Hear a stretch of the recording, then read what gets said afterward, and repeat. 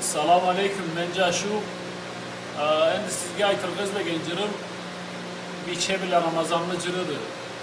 Bu cır Kafkas'ta kertip olan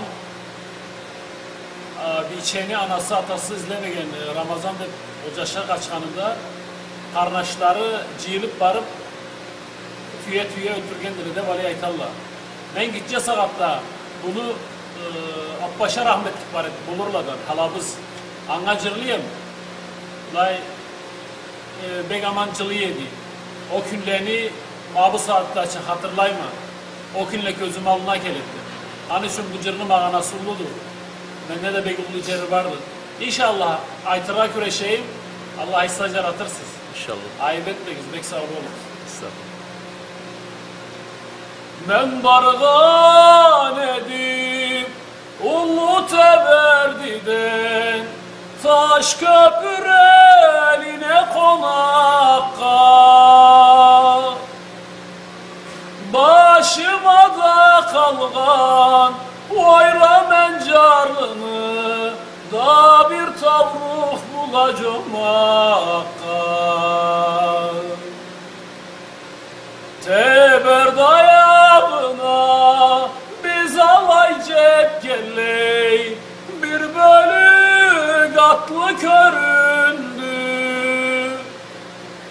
alanı kör gelley sabi yakılım beni taşla tavla bölündü Allarında kelge nanada karnaşım ol beni sarnattı unuttu Şıbıla kibiga ceti burganımda sava sallarımı kuruttu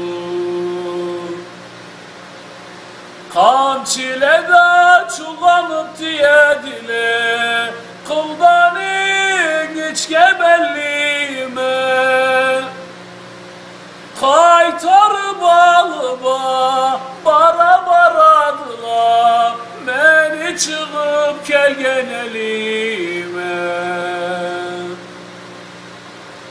Hakta kan kusama anama mencarlı ben karaciğerini kızarttım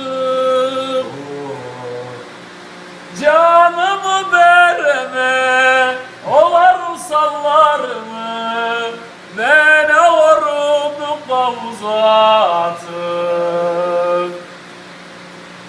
Kamçile datigen olak sallarımdan bence atalmayma kerilim Endi bu dünyadan ketip barama Ramazana sana termilim Allah razı olsun. Sağ olun.